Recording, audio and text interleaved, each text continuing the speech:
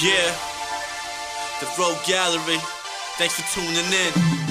You got some brave Dave sarcasm like Bruce Wayne with play dads and don't die hard like that other Bruce name. You sing? You know Joe Diablo too? It sound like Spawn could really be his rider too. Yeah, comic relief with that Deadpool satire. Tune in and you can catch Captain Quagmire. Matt Swagger's gonna tell you what the show's about. The Rogue Gallery's like Autobots, so they rolling out. Discuss comics and cartoons that I know.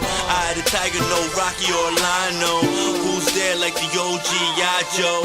No frats when we talking about the gamma flow. The guy wars between stars with some famous dudes. I'd rather watch Star Wars than entertainment news. So hit us up at the spot and let us know what you think. And make like Zelda and just wait for the link. Yeah. Where you gon' go for exclusive with shows, comics, movies, and webisodes? The Rogue Gallery, the Rogue Gallery. The Rogues Gallery proudly brings to you Episode 8, X-Men Apocalypse Review. I am Matt Swagger. Of course, I have with me my band of rogues, Joe Diablo, Played at 77, Hey, and Brave Dave. You can't see me. Dun, dun, dun, dun. I hate that guy. John Cena sucks. Still does. And we just got out of seeing X-Men Apocalypse at AMC in Fresh Meadows. We just want to shout out AMC. We've been going to a lot of your theaters, so if you have any pity for us, throw us a bone. And we just wanted to talk about what we thought of X-Men Apocalypse. And coming in, I was really shitting on it. And I know, because on the drive over, you reminded us how much you didn't want to see this movie. Even on social media, on my Instagram, Facebook, I was having a little fun with Snapchat with those filters. yeah, I saw that. You know, just a little trolling around, no harm intended by it. But I have to say, going in, seeing it was a couple of good parts. Apocalypse he sucked bad.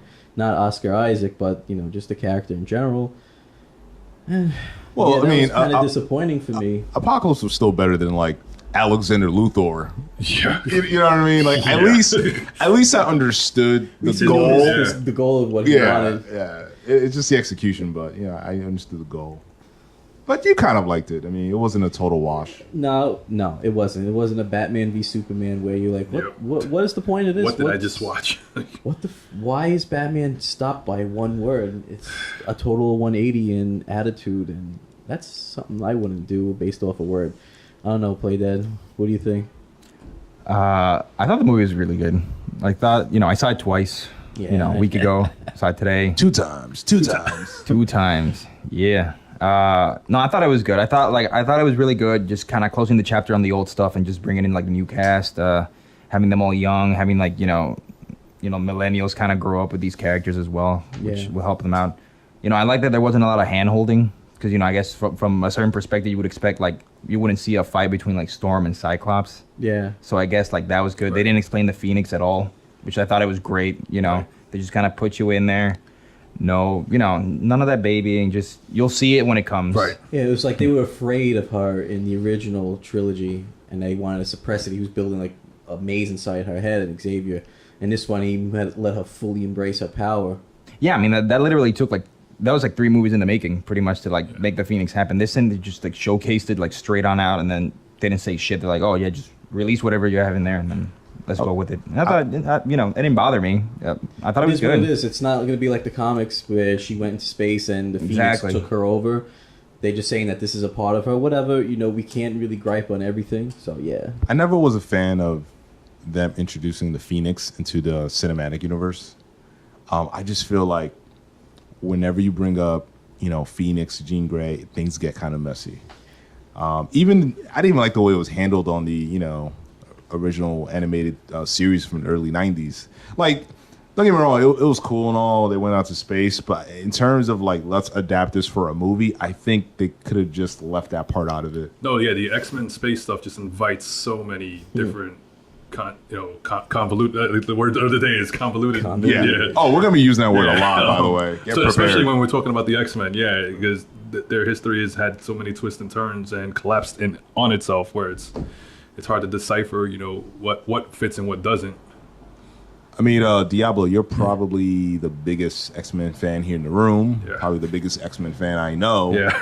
Like, what were your thoughts on the movie? I really liked the movie. I mean, like I said, I thought it was great to a point up until those last maybe like half hour, 20 minutes to a half hour of the movie. Then it just like the ending just dragged unnecessarily. It's kind of mundane. And the thing was like it dragged for like maybe 20 minutes, but then the last 5 try to jam so much stuff into it. It's like, why couldn't we evenly pace this? Right. But the effects I thought were great. The action sequences were better planned out. I mean, even the story beats itself were just better paced than the previous X-Men films. Mm-hmm. They got a lot done with a big cast. You know, everyone had their moment. It wasn't like, you know, someone was just there and didn't do anything. I mean, besides Jubilee. Yeah. Well, I mean, let's be honest. I'm glad you brought that up. And we kind of, I mean, again, I just like Mr. Swagger over there, I kind of went in with low expectations. Yeah. I walked out liking it. And right. I mean, sometimes you have to do that. Right. And the general consensus, especially amongst this group, is like, you know, Apocalypse was pretty weak. Yeah. I didn't dig it. Yeah, I would have liked for him to be able to do more. I mean, to raise the stakes a little. It kind of just seemed like the world was ending in that part of the world. Right. Yeah. Like we didn't touch upon anything else. But, you know, I definitely kind of want to segue into the other X-Men films and also I just basically want to, you know, go from the beginning and just to see how we got to this point. To where we are now. I mean, we're talking about, in terms of live action X-Men, we're talking about 16 years. Yeah. It's a long time. All 16 of those years, you know, Hugh Jackman has been Wolverine. And, you know, before you mentioned about this movie didn't focus on just one character. The biggest criticism from the previous films is that Wolverine was always the center point. It was Wolverine and his amazing friends. Yeah, right. Exactly. And I'm a big Wolverine guy. Me too. And I've always believed that Wolverine served better as like the mysterious guy in the background. Right, yeah. Like not necessarily take front and center. No, he's kind of like our secret weapon if we need him, more like the big gun. You know, like he's like he shouldn't be on every single X-Men mission. You know, right? The mysterious drummer in the background in the band, basically. Right. Like there's a reason why he's cool. Yeah. You know, for the most part, I like Hugh Jackman as Wolverine. I think he got better as he got older and as the years went on. Most definitely. But let's just go back to X-Men 1 back in 2000. Bryan Singer's first X-Men movie. What were your initial first impressions of that film? I mean, shit, man. I was young. I mean, I enjoyed it. I didn't love it. I wasn't like blown away by the stuff I saw in the cartoons versus the movie. I thought it was like very different, kind of like dark. It didn't feel like very kid oriented, to be honest. No, you're right. I mean, I felt a similar way because I mean, granted, before X-Men, I saw I think the only stuff from Sing I saw was Usual Suspects. Yeah. So, and it kind of felt like to me like it had a similar feel to it, like with the story tone, just with, you know, people with powers. Right. It didn't feel as lively and energetic as the X-Men 92.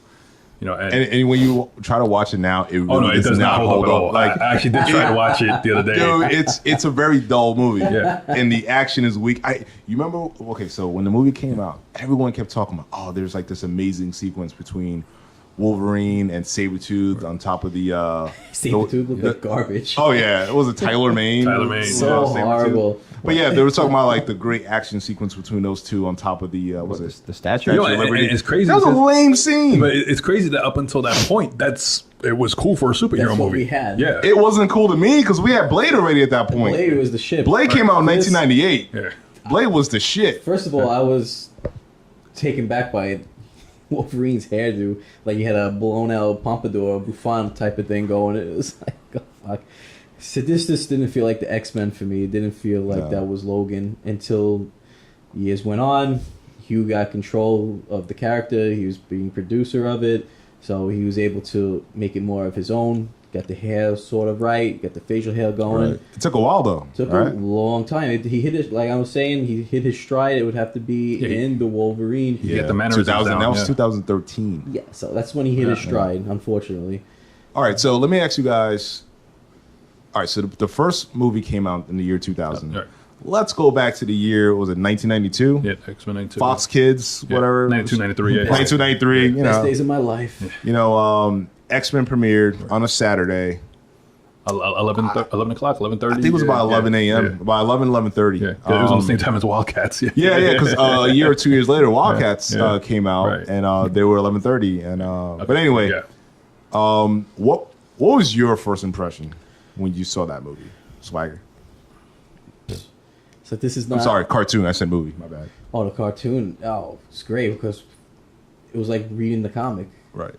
Because I used to collect the comics when I was a kid. I didn't even have the comic at that point, so that was my first introduction to X-Men, and I was just like, "This is the coolest thing ever." What attracted me to it was the art style. It was how it looked just like the comic, and Yeah.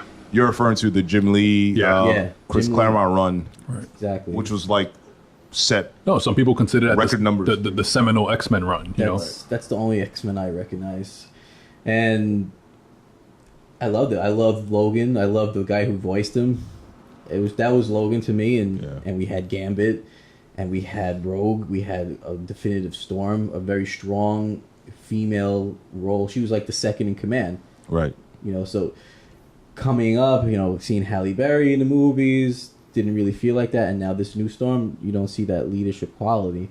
Right. So the cartoon really had very strong elements early on for women. It wasn't just all sexual in nature with the overly sized breast and the nice ass and the costumes. I did appreciate all those things. I by did the too, way. growing up in puberty and all that. That was a beautiful thing to look at. But also there was stories, there was arcs, and there was just great character development. This one's for you, Morph. I remember going to school that Monday, and everyone was talking about did they really kill Morph? And then, these were people. I remember being the only comic fan in my grade school, and then all of a sudden everyone's talking about X-Men. So it's like, Well, so you were reading X-Men already? no, before the cartoon. because my first taste of X-Men came with my dad giving me a random issue, which turned out to be the first appearance of Gambit. And Gambit was such a douche in that issue, and it's like, it's like. But Gambit appeared in the '80s on the Claremont, right? That was before. No, was that still under Uncanny X-Men? No, it was Uncanny X-Men 266. It might be around 89, 90. Do you still have that issue, bro? No, my brother tore the cover off of it one time when we were fighting, and it was just a thing of, I didn't think it was anything. It was just it wasn't like, like at that point, comics did the thing of the 50th issue would have a special cover, or the 100th issue would have a special cover. Right. Like this was issue 266. Like, right. It just seems like like a random issue at the time, but. I feel like X-Men was doing pretty decent numbers in the 80s, right? Yeah. But I feel like it really exploded when they kind of just rebranded it with Jim Lee, and Chris Claremont did continue to write it, which was very impactful. But yeah, if you just going over Uncanny X-Men, they were utilizing over 30, 40 characters. I think in the Jim Lee run, they kind of focused on a group 10 people. Yeah. When you played that, what was your first introduction to X-Men? The cartoon, the comic, what was it? I think I want to know. I think it was the cartoon. Yeah. Cartoon, I think it was the cartoon. And I thought it was awesome. I thought it was very fantastical. I liked the colors. Right. Yeah. I enjoyed everything about it. Like the voices, it's what you would expect from these characters. Yeah, and I thought, Oh no, yeah, I love the original Gambit voice because towards the end of the series when they replaced him, you know who that is, right? You know who played the voice, right? Okay, you remember Kung Fu: The Legend Continues? Yeah. Oh shit. The guy who plays Kane's son. Kane's son? Oh yeah, wow. that's him. Yeah. Hey, mon ami, come here, Rogan, let me slap that ass. Yeah, I think he's like a Canadian actor. Or the something. first Gambit was awesome, but when they came back for that 5th season with the Phalanx and everything. Oh, dude, the 5th season was brutal. Yeah. That was like the worst season of that series. I felt like season 5. I think that's when they brought the show to the Philippines or something to be animated. Like it just lost its spirit. The animation was a little off. Right. Yeah.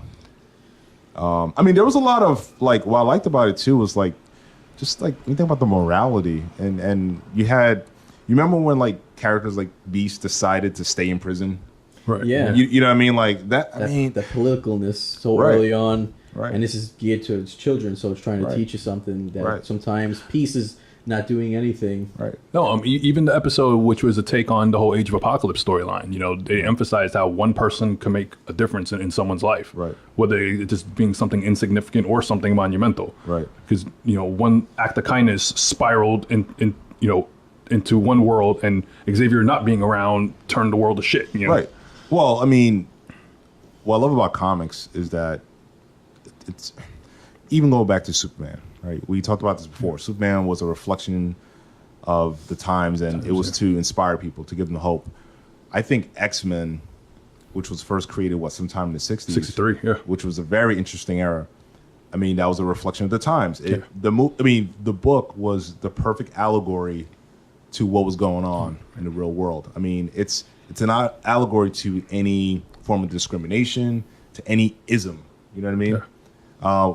It's not a secret that, you know, Professor X is modeled after, you know, Martin Luther King, yeah. Martin Luther King, Gandhi. Yeah. Obviously, you know, Magneto is based off of like Malcolm X, more the extremist. Yeah.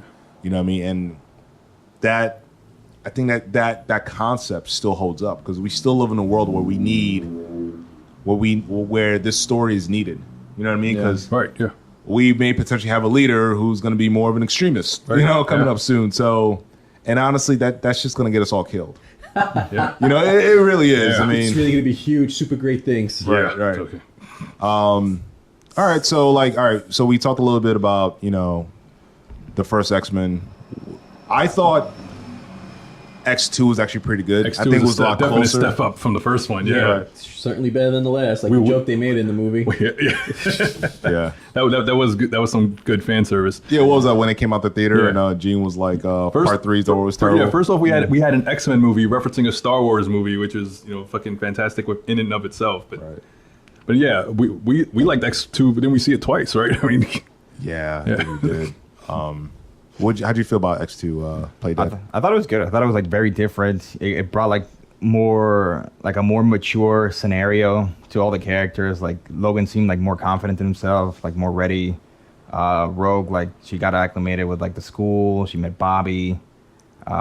You know, I thought it was good. I thought it was like a good middle ground. And then, you know, they kind of like progressed the story of Phoenix a little more. And no, I definitely which is weird because like they did like a pretty good job there, and then like the third one comes along and just a bunch of shit happens. They kill Scott. I'm like, what the fuck's going on here? How do we go from here to here? I don't think they know what happened with X-Men 3. That's the thing. The whole movie didn't make any fucking sense. I did like that they didn't pull the trigger on Phoenix like full blown in X-Men 2. I thought that would have been too soon.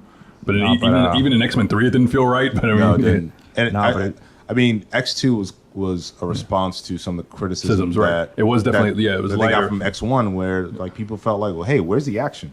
Right. Yeah. You know, and I thought they did a pretty good job. I mean, I love the whole scene with when they go to Bobby's house. Oh yeah. And there's like that there's the tension with his parents and his brother snitches him out and shit. I'm like, you little bitch, like, you know. But that was actually in a really good sequence. No, even the Nightcrawler sequence in the beginning, and even when they raid the X Mansion. Yeah. Right. Yeah. And I like how, like, you know, how they kind of made Pyro go through the motions of like whether or not to stay. Yeah.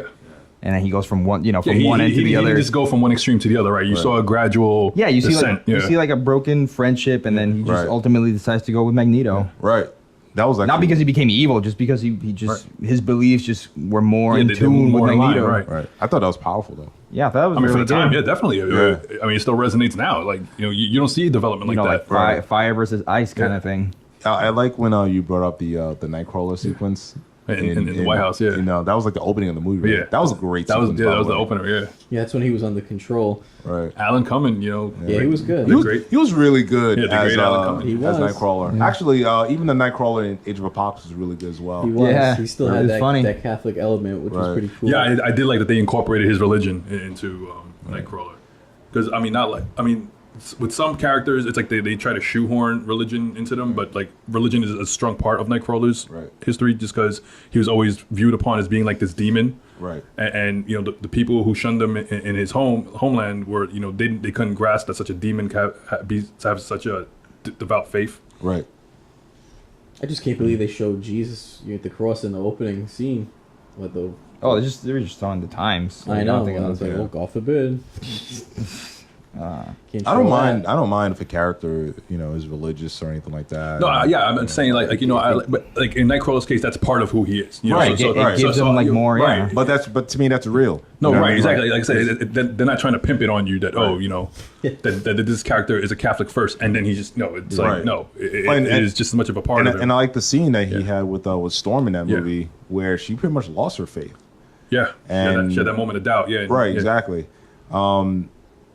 You know, Halle Berry was given a few more lines in X2. Obviously, again, that was a criticism of X1. But I just, to me, like, here's the thing, right?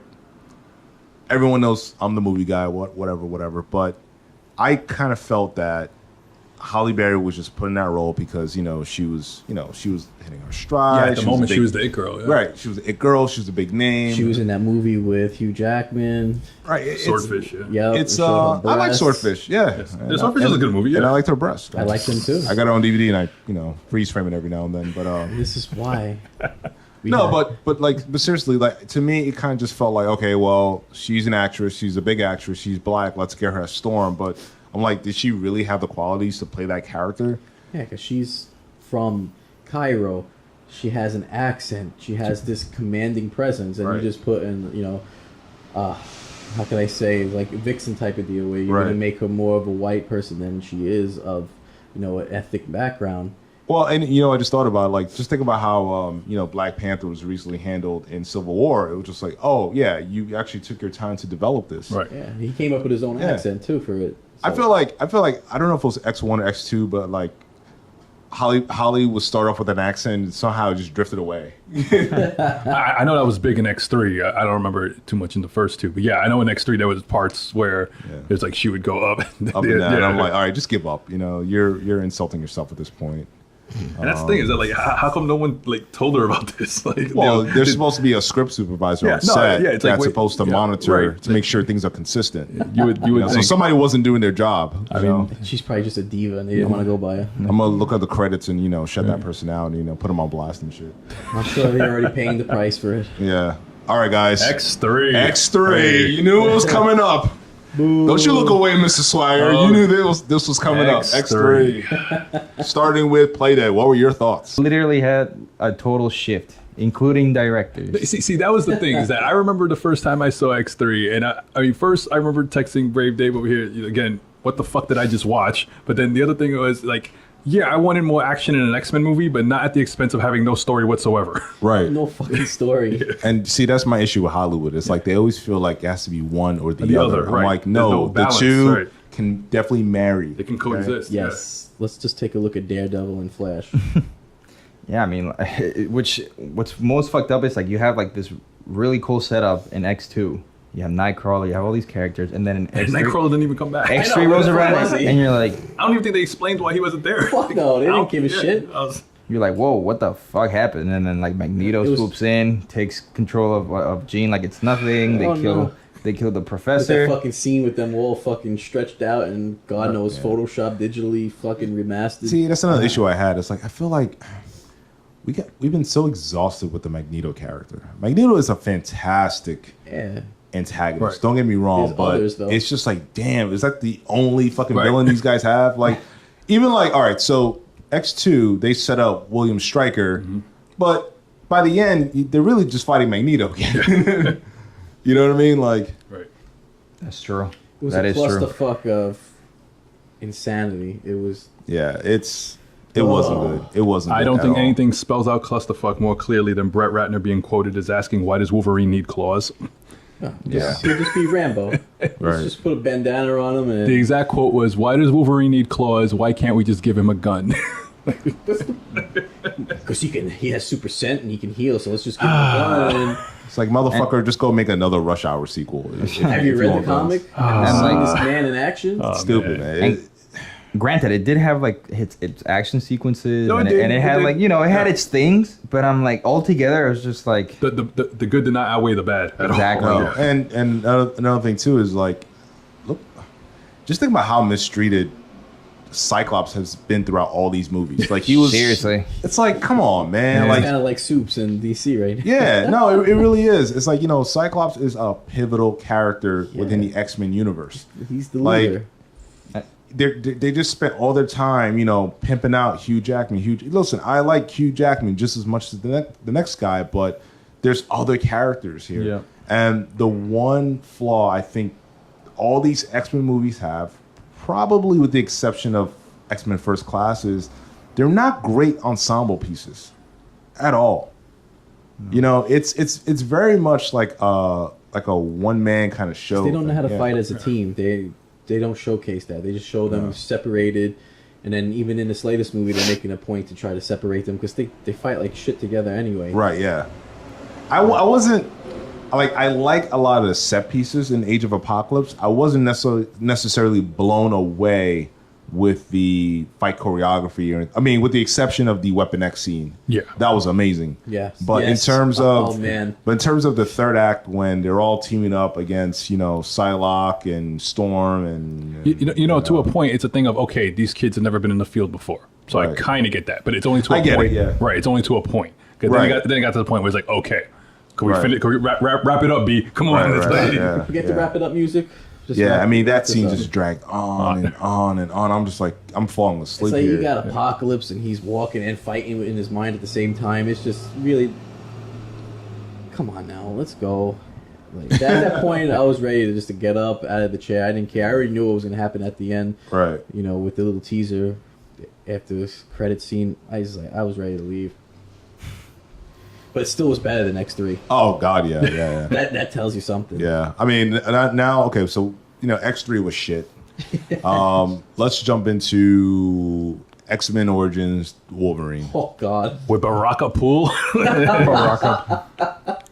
Wolverine versus Not Baraka even- Pool. let's just talk about Wolverine's blowout. Oh jeez, that hairdo, like That is like, come on. that film was weak, It was so bad. weak. Yes. And I maintain it. I think the best is the first 2 minutes with Ryan Reynolds. Like, I mean, yeah. that sequence. I mean, after that, the movie's. Well, that's Because what we got had most his- people excited. We had Right? his Blade character in here. Right. The guy he played in freaking Blade Trinity. It was like Hannibal Hannibal King, yeah. I mean, It's a precursor to his Deadpool. You could see in the final execution of his Deadpool that there was certainly elements there in Wolverine Origins that carried over. I mean, it is the same character. I mean, Yeah. I mean, yeah. I don't know. That movie is just pretty brutal to watch. Well, yeah, after that, the movie's, yeah. And mean, then you changed. Especially the Blob. He changed. Oh, the Blob. And then did they reference the Blob in Apocalypse? No, you see, there is a scene, again, that must have been deleted. I know Newsarama did a story about that, where Archangel walks into a room and Blob's, like, passed out on the floor. No, that was that fight scene. Where No, that was fight- yeah. oh, okay, the ball okay. was there. Remember, he was Oh, being. all right, I don't know right. how he cut the Blob up because supposedly he's invulnerable. He can't cut him. You can't Right. do anything. But that was supposed to be the Blob. Oh, okay. and just whooped his ass. And just like nothing, they try to make him the badass because he's one of the four horsemen. Right. But you have Sabretooth in the original X-Men, and then in X-Men Origins. Oh, we got a different Sabretooth. Yeah. And supposedly now they're No, stepbrothers or half yeah, that I did not get at all. But That's shit, man. Come on. Like, no, it's weird. I thought Liev Schreiber was a good character, He's just not a good. Sabretooth. Not Right. Sabretooth, Right. man. He could be he could have played Logan because he has the similar I look. could see that, yeah. Yeah. But Not. yeah, I mean, just look at Origins for a minute. Like, Oh, God. all eyes are on Wolverine. I mean, obviously it's Wolverine Right. Origins, but they, Yeah. they literally disregarded every other character. Like, why the fuck would you just throw Gambit in the middle of all this madness for a Right. moment? Right. And that Like- fucking Gambit was garbage. Like, Taylor like, like, Kitsch. Taylor Kitsch. and we're yeah. worried about what's his face, Magic Channing. Mike. like it didn't make sense. Dave's favorite actor, Channing Tatum. And we realized we realized it then. Sorry. And then the producers realized it later. That's why they just retconned everything with Right. Days of Future Past. Like they're like, holy fuck, how are we gonna yeah, fix and this? the X-Men we gotta films go back. They And needed a reset, yeah. They literally went back and did a reset. Like, Well, I mean, but see, a lot of that shit bothers me. Okay, first of all, let's go back to X2, right? What's his name? Now, Bolo Trask is in X2, Right. but he's being played by, God, I forgot the actor's name. It's the actor from the movie Predator. Remember the one with the big Gatling gun? Yeah. Oh yeah. God, I forgot his name. But now that actor is like a 6'3", large black man Right. who's like 250 pounds. And then we skip over to Days of Future Past. We get Now this Peter- is before it's reset. Right. That's being played by a Peter 4'8" white dude. Like, Yeah. what the fuck? right? I'm What sorry. happened over here? Yeah, it's like I'm sorry, but again, the word convoluted. Like these movies are not Is consistent. it just convoluted or is it just a lack A of fucking mess? disregard for our intelligence? Yeah, It's I just think it's a like- little bit of both. Like this shit's kind of ridiculous. Like, who gives a Yeah, shit? they're not gonna give a shit know. after like 10 years. Well, Yeah, we do. We know. Well, We're then. the ones that buy the books. Damn. And then okay, but let's also talk about how. All right, let's. In the first 3 X-Men movies, Mystique is being played by Rebecca Romaine. Yeah. Right. Yeah. She did a pretty decent job. Very good. You know what I mean? Especially in X2. Right. The, Yeah, the bar sequence was Yeah. great. Yes. Now we skip over to X-Men First Class, right? yeah. Now all of a sudden that character is being played by Jennifer Lawrence, which is fine because she changes her appearance. I'm okay with that. Next thing you know, that character has a certain level of importance now. Now she's like childhood friends with Xavier, and she's almost like his sister. And then Magneto comes into the fold. I'm like, when did this happen? Never happened. Because when you go back to X1, Mystique barely even references, Charles Xavier. Yeah, they're like they don't even know. They don't even know each other. Yeah, exactly. I don't know if maybe it was ever the intention, like when they came out with First Class, that this was going to connect back to the original trilogy. Like, I don't remember seeing too much about that. I mean, for all intents and purposes, I'm pretty sure maybe they were thinking we're going to start a whole new franchise here. Right, but you're still using the same existing actors. And for the most part, and I'm saying First Class. I mean, I think that was more fan service having Rebecca remain. I don't think that was I don't think this was the long-term plan. Is what I'm saying.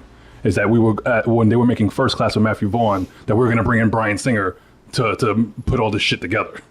I don't think that was the plan at all. Well, but he was still. I think Bryan Singer was still producing the movie, but First Class was still based off of the original trilogy, plus the solo Wolverine movie, because Hugh Jackman made a cameo in the First Class. So those movies aren't tied. That's the thing. Like, I know what you're saying. I just think they didn't think things through at all. Right. I just feel like these X-Men movies are just messy, and they first of all they don't even feel like X-Men movies at all. Like, no, you wouldn't know it. You wouldn't know if you didn't know who X-Men were. You didn't read the comic books. You're like, okay, this is X-Men.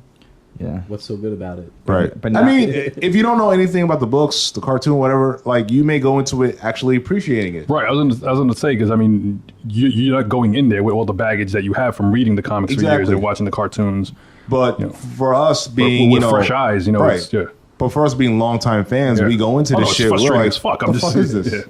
Yeah, I mean, like, I thought it was. I mean, so I don't know when exactly their shift was. I'm gonna guess maybe like Harry Potter, but I'm guessing that's the moment in time when they decided to use kids, like kid actors, and they made them like the like people to choose for these kind of films. Right. Yeah, and then like the premier actors. Right. But now like it's all about like young actors, like all of it. And between like, at least in the last like 10 years, you see the shift between like, Famke Jensen. No, right. It seems like to Sophie Turner. Like, right, definitely two separate. Like, that it seems now that studios are more willing to actually cast young adults or teenagers to play teenagers rather than an almost 30-year-old. Right, playing just new Peter Parker. Yeah. He's 18 years old playing a 16-year-old. Right. Back then, it was a 26-year-old playing like a 16-year-old. Yeah, probably number one, it's probably cheaper. Number two, they grow with the movies. Right. Yeah, they learn the role. They live with it. And that goes back to what we say about Harry Potter. Right. I mean, those actors literally grew up with those roles. Yeah, and we grew up with them. Like, we saw them. We saw them at age and, all that shit, puberty, all that, all that crazy shit. And it was cool. It was cool to see, like, how they expanded. And the stories were solid. So that's what I'm hoping with, like, going forward with, like, X-Men Apocalypse. You see, like, okay, so what they did with this, like, the elements I liked about this film was when we were within the school. I like the actor that they got for Cyclops. Yeah, Ty Sheridan. Yeah, I thought Ready he was Player One from Even that whole sequence with him in the bathroom and then he busted his eyes open and the bully got flown across the room, and like, I like the young actors for the most part that were cast for these roles.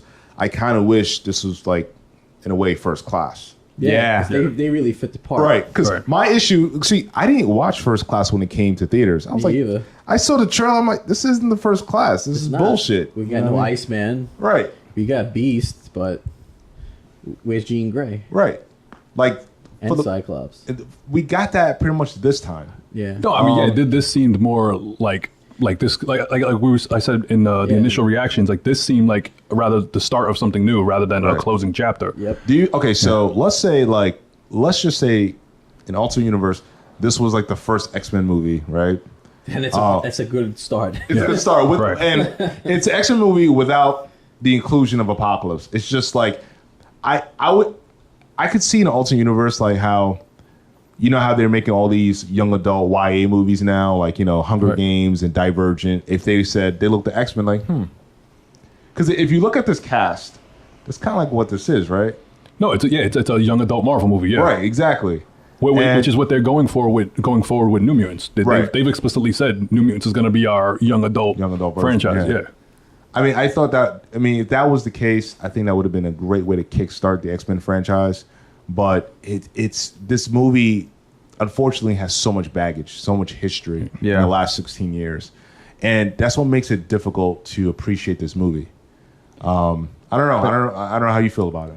No, it's true. I mean, like if you think about it, like back then with the original trilogy, I think it was more catered like towards adults because they would be the ones who know like the old, the X-Men when they before that. Like I think most things were like catered towards adults. Like all the kid shit was like literally kid shit. Like there was no violence towards like kid stuff. It was like Barney and Power Rangers, all that shit.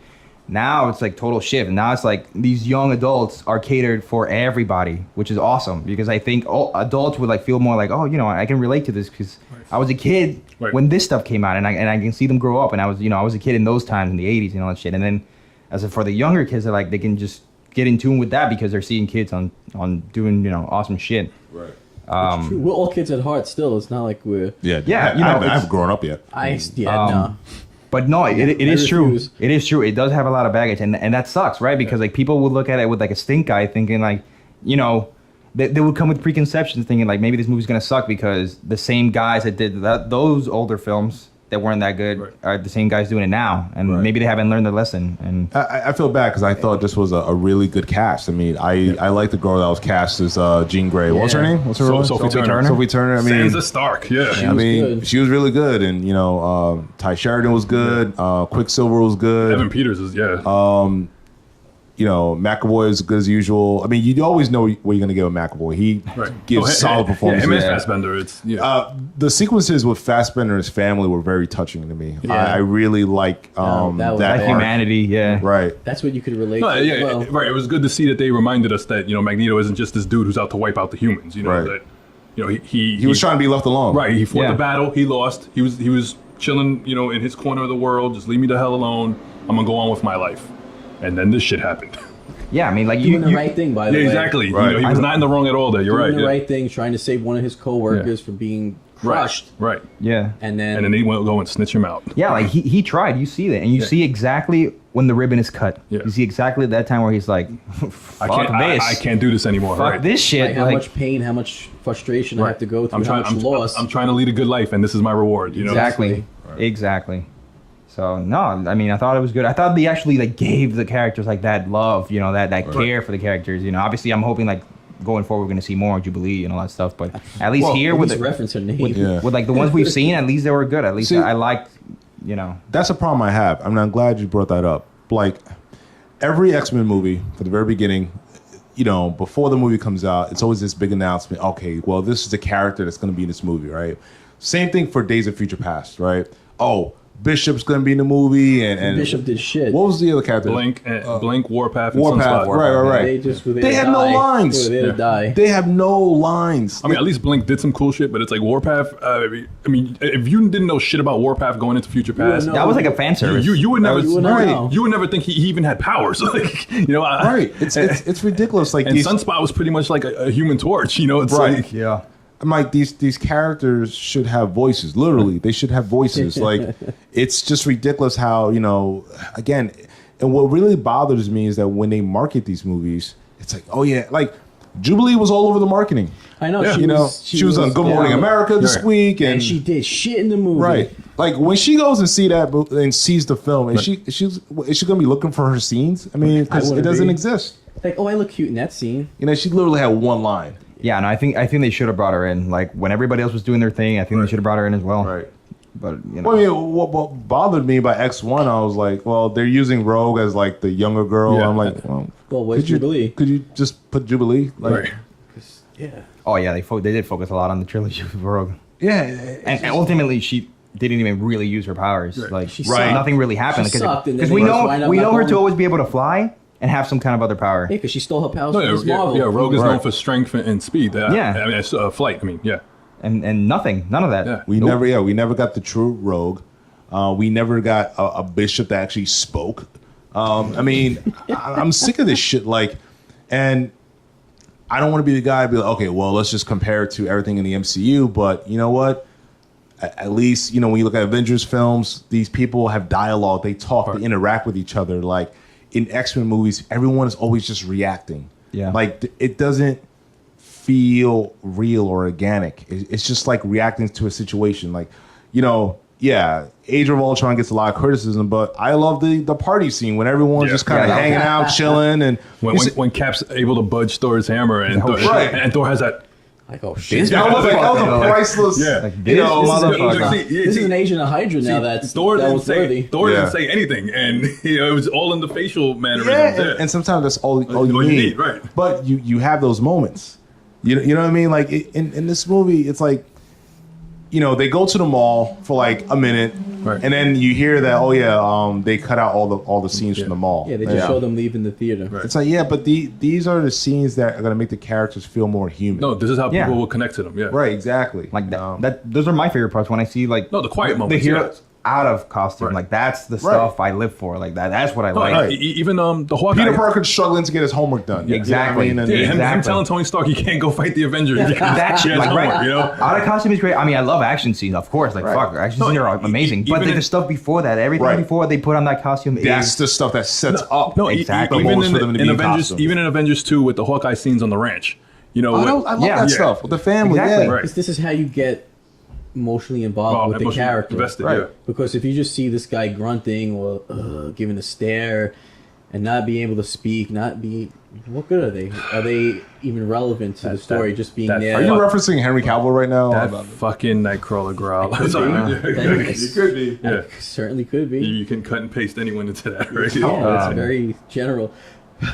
No, but Matt, you're right. Yeah, no, it's when you have those little moments, you're like, wow, you know, I can relate to that. And it just, again, with the scene with Magneto and his daughter and his wife, Touching. it was very See, I heartbreaking. didn't even realize at first the wife was dead first. I thought she was just, hugging the child with him. It wasn't until he came out and said it. It was just the way the arrow hit. And, Right. It went through the Yeah, daughter. right. and, Yeah, I didn't get that at first until he did what he did. And See, I'm calling BS because I think at that range, I don't know if it can really. yeah, Gain that speed. that's why I didn't think that. I was Right. like, But then again, she is thin, right? I guess Right, like they yeah, struck right. her and then they struck the mom's heart or whatever. They were Right. like at that angle. She's probably like the little girl's like a 80-pound girl or something like that. Wasn't that arrow made of metal? He could have stopped it. No, they said that they had no metal. Yeah, they said Yeah. No metal.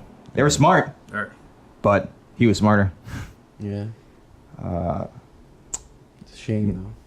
Yeah. Yeah, I mean, Oh, well. that's all there is, man. Like, just take your time with your characters. Just give them the love and respect that they need, and, 'cause and that's- you'll see like the audience will react a lot better to that because they'll understand the character better. They'll connect at a more emotional level. I mean, that part, those parts are cool. Action is those awesome. parts are great, yeah. Yeah, action is awesome. That's its own thing. But like, this is the stuff that's cool. And Action- cool never it's never out of fashion, right? Like the word never goes. No. Action the action is only good if you have these kind of moments, right? Exactly. You understand why they're Right. happening. A proper build, right? Right. What do you guys feel about just going back to what I was saying before, but Psylocke, how many lines did she have in this film? And Not a lot. 2. She was literally like she looked stunning. Like she was eye candy, man. Ripped from the She pages. definitely was eye candy. Olivia She was Munn eye candy. definitely, yeah. Ripped from the pages, but again, it's like she's all over the marketing, and then you see the film, and now, all right, she's in many sequences, Right. But she's always just like, She's just Close ups to her face and like more of a like kind of background kind of thing, even or fighting was Right. mundane. yeah, I wasn't like blown away by her fighting scenes. It was okay, but it would have helped if I was given a chance to care about the character. Well, you couldn't because they didn't develop him. Right, Well, exactly. So why would I care about her fight scenes? Exactly. You know. I think Gina Carano had more lines in Deadpool than fucking Psylocke did in And this she one. turned down the girlfriend role too. Yeah, apparently she did. Yeah. Right. Gina Carano is gonna be the girl. No. Olivia Munn. Olivia Munn's gonna be Well, Olivia this Munn, week, yeah. Marina Baccarin's Ah, now she- Vanessa. Oh yeah. That's true. That's true. But now she wants to play Psylocke in the next Deadpool. Yeah. Sorry, it doesn't add up because you're in the '80s and he's in present day. So unless you want to be gray, I mean, she wouldn't be too old, right? Like, Well, I mean, '83 to 2016, she'd be pretty old. What? was it like what was Deadpool set in 2016? I think so. They didn't, Yeah, I know. They didn't really specify a time they frame. They didn't come out and say it, but I mean, they've said that Deadpool's It's present. more yeah, present Deadpool time. X Force will be present time, right? right. Well, and a way you can kind of figure that out is you rewatch the movie and pay attention to the technology. And it looks Oh, pretty. well, it looks right. pretty iPhones. now. Yeah. So He said they yeah. got smartphones in the cab and Don't everything. tell me it's 99, but you got a fucking smartphone. It's not. So Then you could fuck me if you think. No, that was the thing that was throwing a lot of people off about 10 Cloverfield Lane. That everyone assumed, before the movie actually came out, that it was like some kind of sequel to Cloverfield. But then in all the marketing, Mary Elizabeth Winstead is using an iPhone. right, yeah. They just think people are stupid. Wow, that's true. Shit. Yeah. So yeah, Olivia Munn, it won't work. Sorry. I mean, again, she looked great. No, I'm saying, yeah, I mean, yeah. I mean, they just have to like give her character more love. Just give her like more lines and, Yeah, I and make wouldn't her be more, surprised more relevant. if she's in the next one. I mean, Yeah, I mean, Yeah, why but not? what's that gonna mean? Like, she's not gonna have any more lines. Like, No, she's just going to be the puppet for Apocalypse. right. 'Cause I somehow think he's still alive in her. I hope he doesn't play a role in any of the future movies. Well, I wasn't impressed. I'm going to say, remember, they did hint at Mr. Sinister, and Sinister was one of Apocalypse's horsemen in Age of Apocalypse. Damn right. He was he was like granted, Apocalypse had Evil Beast with him, but he also had Evil Beast, the yeah. Dark Beast. Remember Beast? Yeah, Beast was gray, and him and Sinister were the ones splicing mutants left and right, and trying to get all these different DNA combinations to make more powerful mutants because only the strong survive. Right. So I mean, I wouldn't be surprised if to some degree Sinister tries to bring back Apocalypse. I mean, I'm not saying that's the route they're going to go. I'm just saying. No, yeah, I can see. I just see. I mean, if they do, I hope they give him like the bigger build Thanos style. Not Yeah, just it's like just CGI 'em. I shouldn't be taller than Apocalypse. Like I shouldn't like tower over Apocalypse. Like he should be this big motherfucker. Like. See, and that's the thing is that like generally speaking, a lot of people are going to say Apocalypse sucks and somehow blame it on Oscar Isaac. No, don't blame Like him. why? He didn't dress himself. He's Like not that's just. saying, He's got the deck that he was handed. No, right. That's what I was getting to. Is that the guy did the best he could with what he had, and Yeah, I mean, and in that regard, Well, he was a good Apocalypse. Listen, in terms of performance, I Right. thought the guy gave a good performance. Right. I just don't like the look. Right? the The overall it, feel. It wasn't even the look or the performance. I just thought like The feel of it. his agenda was just pretty generic. Yeah. That was my problem. I'm should've- like, okay, like we just finished watching Agents of S.H.I.E.L.D. So basically, Same Hive thing, had the trying to- same fucking, To blow up the world. yeah, exactly. And that one was actually executed in a much better way. It was. Yeah, he wanted to connect with the Yes. internet. Oh, It sorry, the was. people. The people Yeah. wanted to connect to the people. No, he just wanted to make the world a better place. Apocalypse Yeah, Now, that's when, it. he He had wanted- that, when he had that, I know. that shawl on, that hood, he looked better like that. And then he's like, "Oh, let me take this off." Well, Ivan Ooze. Ivan Yeah. Ooze. I'm learning. Yeah, I mean, like honestly, they should have just CGI'd it. I think that would have been like the better Well, I thing to do. mean, But you remember what they did in Green Lantern. in Rise of the Silver Surfer? Like they made Galactus a cloud. I mean, what the I know. fuck was that that? was fucked up. But look at Thanos. Thanos looks great. Yep. And that's straight up CGI Yeah. and motion capture. Yeah. Looks Right. great. They should have done something like that. I think that would have made like the character more. Like at least give the audience like the perception that this motherfucker is like a lot more dangerous than he seems to be. Galactus was a storm cloud that's hungry. Well, you see, that's the thing is that like that was an idea that came from the Ultimate Universe, and it's like if you guys are gonna do something, at least do it right. Because it wasn't just he was a cloud. He was like a cloud, but these cloud was made up of like millions of like tiny ships, and they all were like the Galactus Collective. Yeah. That seemed to be the idea they were going for. It was just horribly fucking executed. Yeah. It was shit. I remember watching First Class. It wasn't opening weekend, but I did see it in the theaters, and I thought it was great. I mean, granted, this felt like a different breed of X-Men film, but it was done by the great Matthew Vaughn, so I expected Love as much. Matthew Yeah, Vaughn. but fucking Matthew Vaughn's amazing. I remember when Brave Dave introduced me to Matthew Vaughn stuff, and I just fell in love with his whole cinematic style. So, I mean, I really loved, this felt like more like a spy film that just happened to star mutants in it. And the thing is, like, even as an X-Men fan, I wasn't really bothered by this not being the original 5. Because it wasn't, again, at this point in time, I'd already been introduced by the comics to this notion that Xavier had other teams. It was just, what got me was, like, we had Banshee, for instance. Banshee was on the second generation X-Men team. So, I mean, like someone like Darwin was on Xavier's Zero team, let's just call him that. The team that he discovered before the original 5. So, seeing a character like that on the screen, even though he ended up, like, getting killed the way he did. But, I mean, I thought it was great. Overall, I thought the movie was fine. I still maintain that it just might be the best, well-done overall X-Men movie. I agree. Yeah. Because, I mean, it was the first one to really Had a great villain and a great Kevin Bacon. Yeah, I mean, it was a great villain, Yeah, and even Kevin like Bacon. the climax in Cuba was awesome. Right. They you had the battleships. There was a lot of Right. tension. No, it really felt like they were these high stakes. Like the Right. one of the things I'll knock Apocalypse for is, like I was saying before, is that it felt like the world was ending in this particular part of the world, and that was it. Right. You know, with First Class, those things are nuclear missiles that can go anywhere. So Right. this isn't just affecting Cuba and the surrounding area. Because remember, Florida's 90 miles away from Cuba. Right. So, and from what I understand, nuclear missiles have a range of at least 75 miles. So, Yeah, exactly. and then anyone else want to get into First Class or? Yeah, no. I thought it was cool too. Same thing. I didn't go opening weekend. Like my buddy called me. I was like, "Yo, we're Right, gonna go same watch thing, yeah. X-Men. Yeah. You want to come?" I'm like, yeah, whatever. Let's go. And Anyway, no, I thought it was cool. I thought like the way they kind of gave some background on how like Magneto and Xavier were friends at the beginning, how they met, how they started like getting to school together. Obviously, the whole Mystique thing kind of caught me off guard because it was like, what the fuck, man? You guys like never even talk to each other, and then suddenly you guys are best buddies. But other than that, I thought it was good. Like I thought it had like great, great story all around, great cinematography, action. It was fun to see the young cast getting together.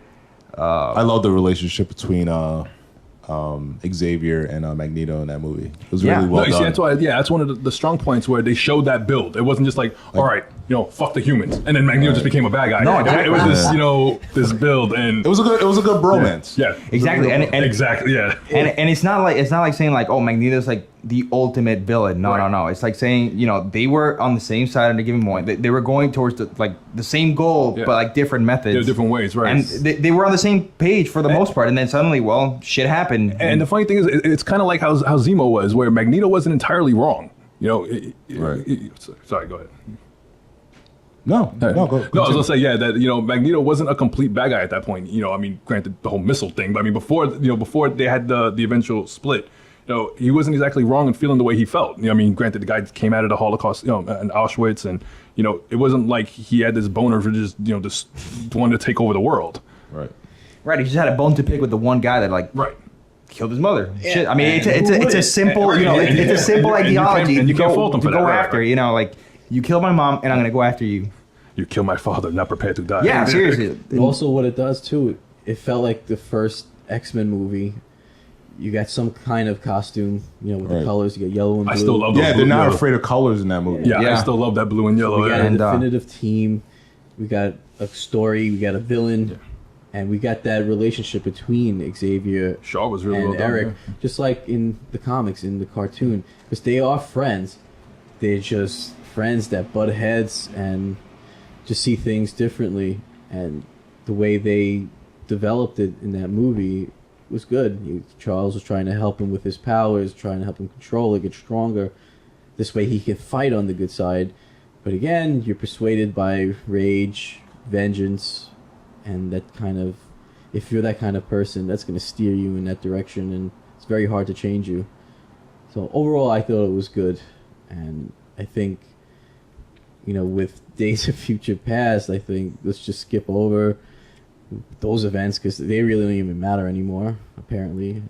I mean, future like my problems with Future Past is that there was just some that to me it just might be the most imbalanced of the X-Men movies. Because there are some parts in Future Past that are really great, and then there's parts that are like, why is this even in the final cut of the movie? Yeah, like Yeah, it doesn't You even. leave out Nightcrawler getting a brain freeze, and then you put garbage in another one. It's But what I do get post the original trilogy is like the camaraderie between like all like the X-Men. I feel like they're more a team Right. in the newer films than they were Yeah. back then. Like, Okay, yeah. and they just met technically, everything's an ego with the old films. but they work towards the common goal, and it seemed like more organic. Probably be the word. Yeah. no, yeah, it flowed more naturally than Yeah, the other it films are. just felt better. I feel like okay, I can see you why you guys would be a team. like And- Logan and Scott in the comics and the animated series, they butted heads, but they, Logan respected, Right. Scott as the leader. They didn't really get in each other's way, not all the time, but when it came to Jean and shit. But in No. the movies, it was like total clusterfuck. Yeah, no, that- You know, that- fuck you, yeah. Scott. Oh, I'm gonna fuck Gene and fuck this. Yeah, and- that really. Well, you know, shit. I never bought that because like he never stuck around long enough in the mansion to really fall in love with Jean. Right? It's like, all right, so you kill off Cyclops the next 3, and you have the man who barely knew her. Now he's the one who's mourning her and shit and having dreams about her in the Wolverine. In the Wolverine. It's like, come on, man, this is bullshit. Like, it's just cue to the take of him on the bed with the photo. Gee. dude, it's just that kind of shit was kind of annoying to me, Fucking man. classic. It's like, It just wasn't right. It just wasn't done right, and No, it it didn't feel wasn't. organic at all. It just kind of felt like a bunch of people got pitted together. Yeah. I mean, what's the difference between that and like the real world Philadelphia or some Right. shit? Yeah, it was Like, just a there's group of no- people living in the there's no same house. difference. Yeah. right. Yeah, so overall, we're going in the right direction with Apocalypse. Yeah, I mean, like now, they got together. I felt like Hank and Scott were like best buddies. At that, I'm like, wow, you guys are working really well together for a couple of motherfuckers that just Met, right. met. You know, I thought it was awesome. I thought I got No, that yeah, sense. there was definitely more of a teamwork aspect. Exactly, In this film. like- yeah. So Yeah, I mean that definitely improved. Yeah. That definitely improved. Gene was able to help Nightcrawler. Right. I think everybody was relying on their individual strengths and talents, which like a team should be doing. That's why you have a team of people. So again, it's going in the right direction. I'm fucking excited to see if they do have Mr. Sinister, because they did drop that Essex name, and that is a fucking villain that you want in a movie if they do it right, because that man is crazy as fuck. I don't know if you guys noticed this, but I thought it was very interesting how like Scott literally got his powers, went into the school, and then suddenly he's like saving the world, like just like that, bang! Like Yeah. he took it in stride. He's like, Yeah. Thanks to his I mean, brother, yeah, who like fuck, died. like some shit happened here, and my fucking brother died, and I'm gonna get shit done. Like he didn't even really care what it was. He was just like, I'm gonna go out and do what I can, and he did. Like, What was Did the you point of see- killing Havoc? I don't know. I guess they didn't want Maybe the incentive because- See, I thought Summers in the movie. Right. Yeah. See, I thought maybe they were going to do something where Apocalypse, like he ended up with Apocalypse's crew, like he fell into the portal because of the blast or something. So I thought they were going to go that route. But then it was like, oh wait, He was closest to the blast. Yeah, I was You like, didn't wait a even minute. see him. Yeah. Like, did that just really just happen? But we- did you catch too at when they were about to kill off Apocalypse? He was able to see through his blast, so he's finally able to see as he's shooting. Which wow, he matured very quickly. Yeah, I mean, no, like he made his moves not because it was like inorganic, but because he had to. Like he was put into this That's position, like in this situation, and I'm like, I'm gonna get shit done because I have to do it, or else like Because we're no one done. else will. Yeah, I like think, no I one, think this movie could have borrowed some elements from Kingsman, directed by Matthew Vaughn, Yeah. by the way. Do you remember the training sequence in that movie? Like, I felt like that movie did a better job of trying to build that up. I think they could have set the movie up in a way where these guys are preparing for battle, and you always need to be prepared. Like, No, I mean, yeah, because Mystique said herself, Right. like, There was just the because there clash was no of- war, Right, it was the clash of ideologies. Yeah, Right, so, yeah. so I get it. But they gave us a taste of the danger room at the end. Yeah. The Sentinels. Yeah. that was Yeah. cool. That was cool. That was cool. Cyclops got a cool fucking costume. right. I'm not gonna lie, it looks pretty close to the comics. Yeah. I'm Pretty- quite pleased. pretty comic accurate. Yeah. Yes. Right. No, I was very happy about that. You know what I was really disappointed in? Not with this film, but when they did the Wolverine. You remember when they teased the fact that they actually made the costume his actual Right, costume. yeah. yeah. Yeah, And- they made that briefcase shit Yeah, they were showing. It's yeah. still showing now. That's gonna be maybe in this movie. That no, it's not. It's like- something fucking cool was. It's like, why not just pull the- once? yeah, pull It's the like trigger it's on it, been yeah. 16 years. Just fucking do it. It's his last movie. Right. Let him rock the fucking costume. Yeah, seriously. Even if it's like that armor base, that's cool. It has the look. It doesn't have to be spandex. It doesn't have to be yellow. It could be Right. his old earth tone colors. Just let him fucking rock. No, I mean, it. listen, when you make like a real life version of the shit, don't make it spandex, but try to make like a practical costume out of Right. it. I mean, dude, the MCU has literally made billions of dollars, and we've gotten pretty much the exact costumes that we see in the book for the most part. Yeah. Look what they did with the Black Panther costume. Dude, look what That the shit looked cosplayers amazing. do. Look what Oh my cosplayers God, do yeah. with these costumes. Look, how many Wolverines we've seen, even armor based, even spandex. Our boy Archmax, he has a really cool Wolverine cosplay. Shout out to Archmax, Yeah. Yeah, bro. Jim Bagel. What up? It's good. We see you. You can't see me. No, they can't see me. John Cena. Hate that guy. But yeah, take a look at these cosplayers. They do a great job, and they painstakingly waste hours and hours and hours on sewing and gluing and painting, and hot gluing and doing all these things to make something comic or anime accurate, because it's a passion, something that they love, and they want to represent it to the best of their ability, not just, hey, all right, let me go get a costume t-shirt and just put that on and walk around and I'm a cosplayer. No, you're not a cosplayer, and this is not how you do it, and you shouldn't do that in the movies. Give us something that's accurate but still modern that's gonna work, and I think an armored version of Wolvie's fucking outfit would work. I agree. I've always wanted to see it. I mean, Would love to see. You know how fucking awesome that shit would be. Exactly. Exactly. If you can give us a Black Panther suit that's kick ass, if you can give us a Captain America outfit that seemingly looks decent, Iron Man suits look great. Then we got a beautiful Spider-Man outfit, the mask, the fucking eyes that squint and shit.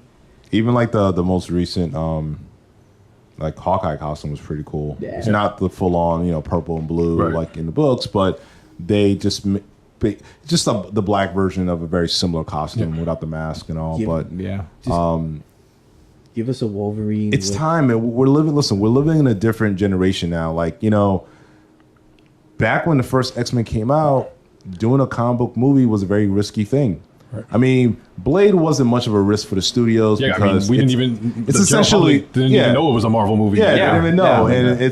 and I think they kind of like hid that fact. Like Right. they weren't marketing the fact. Oh yeah, Right. this is a comic book movie. No, this is about killing vampires. Right. Yeah, vampire hunter. Right. Yeah. And This is a vampire action movie. It was fucking good. Yeah, it was fucking great, and that movie still holds Oh, up. yeah, Damn Blade straight. 1, yeah. You know what I mean? I'm looking forward to some more Blade. Wesley Snipes is up for it. Listen, there's a lot of rumors right Yeah. now. Hey, Well, he's baby. working. He's working the system. Do it, Wesley. We want to see more. You're fucking great. Pay your taxes. Made for that role. Yeah, man. Pay your taxes. Pay your and you'll get taxes, fucking bro. locked up. I gotta pay. You gotta pay. You Swagger gotta pay. And you Play got more dead. money than all of us in this room. here, Exactly, So man. don't fuck around. Give us what we want, Pay your taxes, and you'll get a paycheck to pay those taxes. We'll see your movie, but Yeah. or a Netflix series. But pay your Netflix taxes. series would probably work better. I I think think. it would be good. Yeah. Well, there's rumors like they want to do what Ghost Rider, Ghost Blade, Rider, Blade, and Moon Knight. That would be Yeah. awesome. That'd Jesus be- Christ, Ghost Rider. They have. Oh man, they gotta fix that shit. Oh Yeah. my God, that shit was butchered. But we're not gonna get into that. No, Let's yeah, just- yeah, let's yeah. just not Let's get not into get that. into it, but We'll talk Nicolas- about that later. Yeah. No, there was the one rumor about Norman Reedus for Ghost Rider that I really liked. I mean, That would be cool. Yeah. Norman That'd be kinda Reedus. cool. That would work. He's a Uh, biker type-ish. But like, I don't know. I mean, Can you do the penance there? well, this is kind of like obvious casting, but what's his name? The guy from Sons of Anarchy. I thought would be the best. Charlie Hunnam. Charlie Is Hunnam. this Yeah. your dream cast? Yeah. Yes, it's my dream cast. Okay. Charlie Hunnam will work for a great Johnny Blaze or even a cinematic version of Arrow, in my opinion. that's I true. think anything's better than Stephen Amell right now. Oh my God, Jesus! Sorry. Shout out to Stephen Amell. Yeah, I'm I, sorry. I like Stephen Amell. I just Yeah, you're just too generic as an Yeah, actor. dude. Blah, you're blah. I could do a better job, and I don't act. I'm all verklempt over here. What are you doing to me? It's fucking terrible. I stopped watching your show. I don't know you don't care or anything, but I tried giving it a chance, and you should be ashamed because Flash came after you. Wow.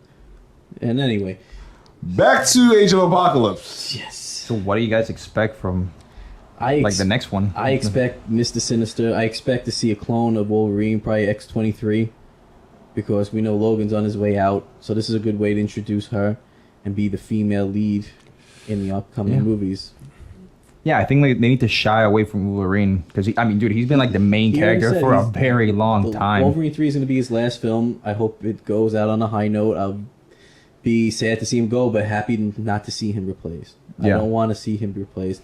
So it's great if the character is going to be taken up by a woman, like it is in the comics right now. I think that's the great route that they should continue with, and take it from there. Let's just leave Logan dead and buried.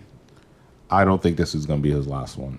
Yeah, I mean, if You they think- want you to, think like, he's trolling? they should I ask think him. he's trolling, man. Maybe they should Yeah. ask him to return for some stuff, Then- but like give Then- give Dak a chance, Now, if he is trolling and he's going to do more, they should let him go and do a deal like they did with Sony. Let him go in the Avengers, rock the fucking suit, and give us one last hurrah with a suit and on the Avengers, because he was an Avenger and an X-Men at the same time. Right. So we need to see that at least one fucking time. Yeah. And you could do that in Infinity Wars. Give us that. So yeah, even if it's a fucking cameo, them coming Yes. to recruit him the same way they did it in the And he'll previous tell them, X-Men movies. fuck Yeah. off. I What do you would want, I would bub? love just to see him and Robert Downey Jr. going back. I would and just love forth. to see more bub. Hey, bub. So I don't think it's so much trolling either. I think it's just a thing of, if this movie makes money, they'll offer him money. I just don't think this is going to be. I'm not buying the fact tell- that this is going to be Well, the that's last what I'm time. saying. Yeah, that's like- Maybe solo film. Right. He's been doing other films. He's been doing broad. He's like a one man show of everything, and that's why I respect him. Guy's talented. He's extremely talented. He can sing. He can dance. He can act. His fucking shoes off. I heard he's nice to the fans. I mean, He's very fan friendly, and he's very respectable. So don't tell me you think you're being typecast, that you can only just do this. That's bullshit. You should do this until you die. Milk it, because we love you.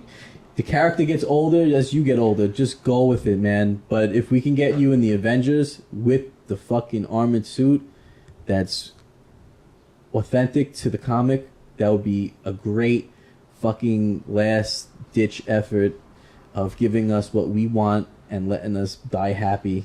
Yeah, that's probably not happening. Honestly, like You love to just squash our dreams. He's right. Call me Mr. Realistic. I'm pretty realistic, but I think if you want to make some good fucking money, I think that's a great way of doing it. Like, What? make a I deal. mean, I don't think he needs any more. Yeah, that's the thing. No, I'm talking about the Yeah. studios. Yeah. If Fox wants to make fucking killer They're money, gonna make money regardless. yeah, they can make killer money putting them over on the MCU side for one movie. Oh, yeah, make yeah. a one movie deal. Right, yeah. I mean, Just one if- time. If they do, that's cool. But like, if he really doesn't retire and he does more movies with like the new cast, I'm fine with that. Then I hope like they just put him on the back burner for a little while to let these characters mature before they bring He in can like. mentor them. Right. Well, no, because I think he would like overshadow them Exactly. too See, early. He could teach them and let them go out, and he'll be like backup support. Oh, dude. we're Yeah, he never could be back like up. whenever they needed the Green Ranger. Yeah, right. He'll take out his fucking dragon sword. But like, it would be good to just let actually the actors get older as well. Like that way, at least you can see like dynamic between Scott and Wolverine a lot better than we did back then. Didn't we just read that they would want to reintroduce the original cast in the next movie? Who I knows? mean, Who knows I what don't think they'll I don't know, man. I don't think they should. That's I just didn't hear That's that. that's going to be another 10 years, and then we have the old people again. do. because It's more convoluted. because then like even then like Jennifer Lawrence, what were they gonna say? Like she just aged a bunch. in She's this- not supposed to age so fast because Exactly. of her genetics. Right. So I don't know. Yeah. I don't think they should do that. Good They should luck just, with like, that. let them age a bit. Well, You got a So- cool cast. Go with that right now. All right, so does anyone know the title for the following film, for the sequel to this movie? No. All I know is for like the last 3 years they've been talking about doing Gambit's solo film that no one's excited about. No, it's not going to Especially me. I think it's been delayed so much at this point that they might as well just Just- cancel No, it. it's officially. I think it's off the schedule. Yeah. Just fucking no. Just no. It's not going to work. You can introduce him in a movie, give him a flashback scene and Right. things like that, but he's not. It's not a character that's been developed so much on screen Right. that warrants a solo movie at this point. I think Gambit's one of those characters. Like I know a lot of people like growing up that like the Gambit character. I love them. But it wasn't until when Marvel said, "Okay, well, let's make like a Gambit solo series." Yeah. You kind of saw how weak the character really is. Yeah, he's, No, it's telling that there's been 5 different solo Gambit series, and none of them are still in publication. no, Right. it's- And then they teamed him up with Daredevil recently. How does that work? It doesn't. I mean, the story was okay. it's- I mean, and granted, it's Charles Soule, so it's a different writer from the previous Daredevil run. So I mean, you got to get used to that. It's a different style of storytelling. It was a bit out of the blue though. I just think that's like an odd mashup, and I don't know. It It's just a doesn't contrast work. of styles and of Right. personalities. He's a raging Cajun, and we got this boxer, lawyer, Daredevil type of dude. With, Raging Cajun hasn't really meant shit like in years. Raging Cajun. Yeah, he's very dull. He was only good on the ensemble.